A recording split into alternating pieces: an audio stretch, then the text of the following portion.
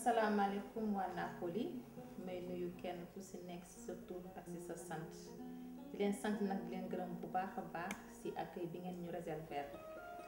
tey cawarte laa ñëwee woon Napoli bien que nag bëggoon naa fi yendu ak yéen toute la journée ñu jéem a waxtaan jéem a saytu mooy li ma wax rek sànq xëy na consulat baa nga nekk ci Milan ci nord ba wante ñun président daf ñoo dénk njaboot gi ci Italie gi yépp kon fépp foo xamante ne rek sénégalais nga fa war a am ay problème ci lu mel ni ci ay document suñu wareef la ñu dem fekk ji leen mën a saytu seeni jàmbat mën a xool naka na leen di taxawoo ndax république loolu rek moo ko fi tax a nekk te buñ waxee rupture wax ñu jege population bi kon ala kuli al dinañ fekk ji sénégalais si mbirum passeport ak document administratif yi nga wax ak carte d'identité dinaa ci sa war a wax ndax bi si jiitu moo di ne consulat bi yàlla def na léegi antu nañu ba am nañu site internet boo xamante ni ñu ngi ko tuddee consulsenmilan.org foofu boo gis nga boo ci duggee daa ca mën a jël rendez-vous pour sa passeport rendez-vous pour sa carte d'identité boo ko remplir ba pare dina am benn mail de boo xamante ni moom lañ lay envoyé waat pour confirmer le rendez-vous bi nga jël te bu dee tout tànk yi ndax gis nañu réew mi dafa metti xale yi dañuy sonn distance yi sori na ñu ñëpp ay njaboot nañ bu dee tout tànk yi la bu ñu ànd ak seen pap ndax lu tax ñu tànn ñu ànd ak seen pap ndax autorité parentale dafay loo xamante ni bàyyi moo ko yor si suñu réewu Sénégal xale mënut a déposer carte d'identité wala mu déposer passeport rawatina nag passeport te papam joxu ko autorité parentale ni muy ne yaayam gi mu nekkal dafa tàggoog pap ji juge bi délibéré leen li nga xamante ni dafa jox autorité bi yaayam wa ilaa mu nekk doom joo xamante ni yaay ji rek la nekkal bu boobaa yaay ji côté yooyu rek lay mën a jël autorité parentale bi di ko exercer su ko moyee papa ji ko exercer su àndee papa ji nag ñëw déposer passeport am wala muy yeneen ñaari cas de figure yi mu ànd ak yaay ji bu déposé ci suba si ngoon si laataa mu ñibbi ñu leen def du jox ko passeport bi mu ànd ak moom ñibbi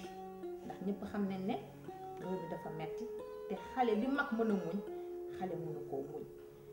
ñu rax ci dolli léegi ñi jël rendez-vous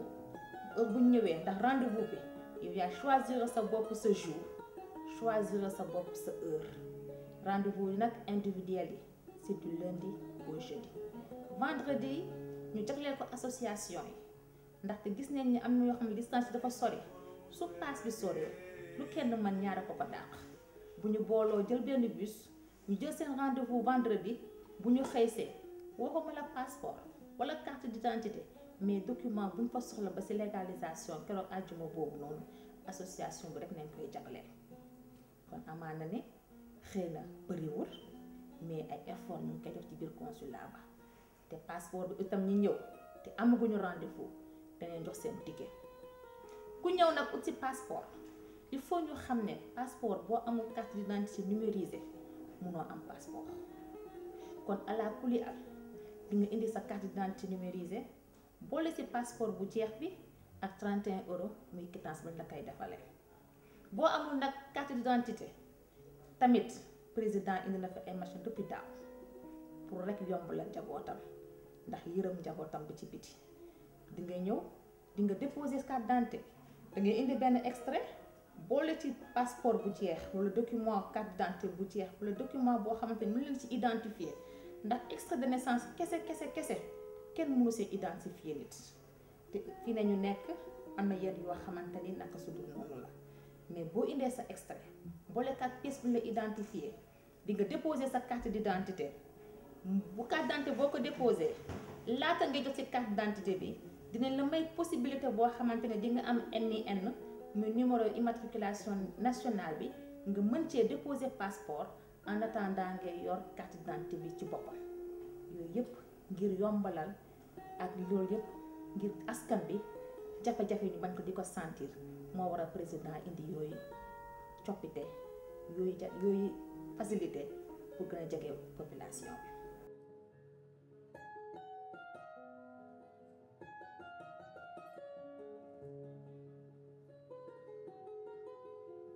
dañoo xalaat ne rek ñëpp ay sénégalais dañu ndax comme gaal gi ñëpp a ngi ci biir ñi ngi bokk ñi nga xamante ne ñoo nekk au pouvoir ñu ngi ci biir opposition mu ngi ci biir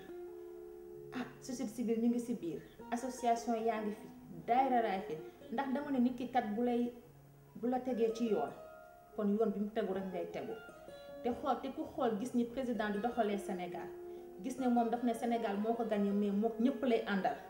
ngir defar Sénégal kon ñun aussi li ñu war mooy bu ñu nekkee ci dëkk bi ànd ñun ñëpp ngir Sénégal yëpp nekk benn loolu moo waral bu ñuy teg bésu Sénégal yoon la ñu boole sénégalais yi fi dëkk yëpp képp koo xamante ne nee nga Sénégal nga sénégalais nga dafay daal di nekk jaadu ñu boole la nga gis sa bopp daal di mën a bokk ci biir fête bi.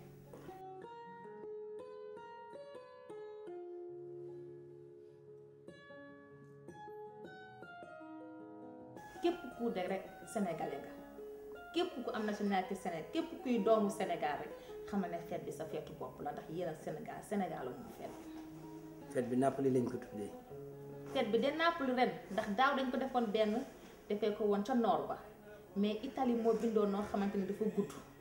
te buñ jëlee yëpp bu tey ñu defee ko ca nord ba